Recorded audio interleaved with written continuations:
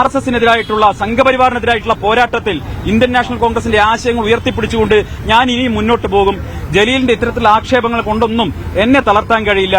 സ്വന്തം നിലപാട് തറ അല്ലെങ്കിൽ സ്വന്തം നിലനിൽപ്പ് തന്നെ അപകടത്തിലായിട്ടുള്ള ജലീൽ നിലനിൽപ്പിന് വേണ്ടിയുള്ള ഒരു നിലപാടാണ് ഇപ്പൊ സ്വീകരിച്ചിട്ടുള്ളത്. അതിന് എന്നെ ആയുധമാക്കേണ്ട എന്നാണ് എനിക്ക് ജലീലിനോട് പറയാനുള്ളത്. ഞാനത് നിയമപരമായിട്ട് നേരിടുകയാണ്.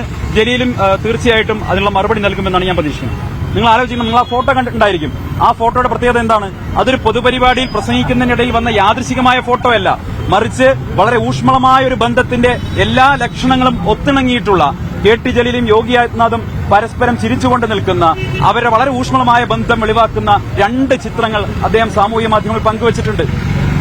നമുക്കറിയാം, ഇന്ന് ഇന്ത്യയിൽ ഏറ്റവും അധികം വർഗീയമായിട്ടുള്ള പ്രസംഗങ്ങളുടെ പേരിൽ ആക്ഷേപം നേരിടുന്ന, കേസുകൾ നേരിടുന്ന ഒരു നേതാവ് അത് ഉത്തർപ്രദേശിന്റെ മുഖ്യമന്ത്രി യോഗി ആദിത്യനാഥാണ്.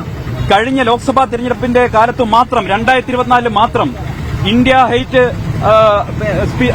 എന്നൊരു സംഘടന, ഈ ഹെയ്റ്റ് സ്പീച്ചുകൾ അനലൈസ് ചെയ്യുന്ന ഒരു സംഘടന, ആ സംഘടന നടത്തിയ പഠനത്തിൽ 84 ഹെയ്റ്റ് സ്പീച്ചുകളാണ് യോഗി ആദിത്യനാഥ് നടത്തിയത് എന്നാണ് കണ്ടെത്തിയിട്ടുള്ളത്.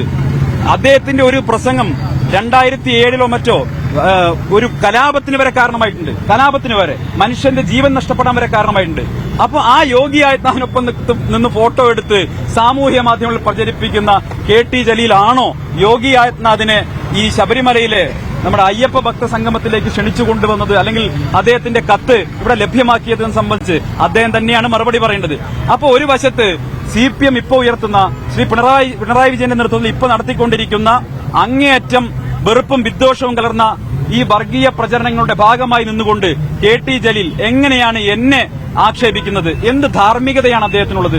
യോഗി ആദിത്യനാഥിനെ പോലെ ഇന്ത്യയിൽ ഏറ്റവും അധികം വർഗീയ പ്രസംഗങ്ങൾ നടത്തിയ ആളുടെ കൂടെ ഫോട്ടോ എടുത്ത് സാമൂഹ്യ മാധ്യമങ്ങളിൽ പ്രചരിപ്പിച്ച ജലീലിനെ എന്നെ ആക്ഷേപിക്കാൻ എന്ത് ധാർമ്മിക അവകാശമാണുള്ളത്?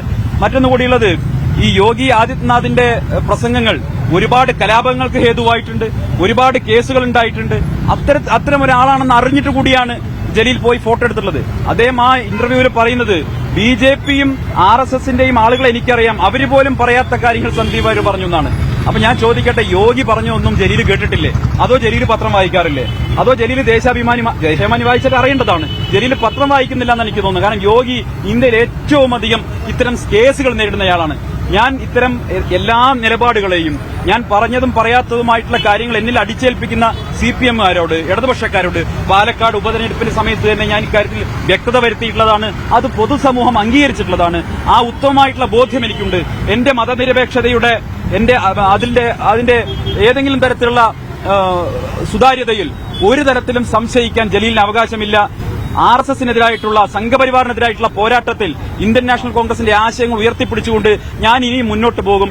ജലീലിന്റെ ഇത്തരത്തിലുള്ള ആക്ഷേപങ്ങൾ കൊണ്ടൊന്നും എന്നെ തളർത്താൻ കഴിയില്ല. സ്വന്തം നിലപാട് തറ അല്ലെങ്കിൽ സ്വന്തം നിലനിൽപ്പ് തന്നെ അപകടത്തിലായിട്ടുള്ള ജലീൽ നിലനിൽപ്പിന് വേണ്ടിയുള്ള ഒരു നിലപാടാണ് ഇപ്പൊ സ്വീകരിച്ചിട്ടുള്ളത്. അതിന് എന്നെ ആയുധമാക്കേണ്ട എന്നാണ് എനിക്ക് ജലീലിനോട് പറയാനുള്ളത്. ഞാനത് നിയമപരമായിട്ട് നേരിടുകയാണ്. ജലീലും തീർച്ചയായിട്ടും അതിനുള്ള മറുപടി നൽകുമെന്നാണ് ഞാൻ പ്രതീക്ഷിക്കുന്നത്.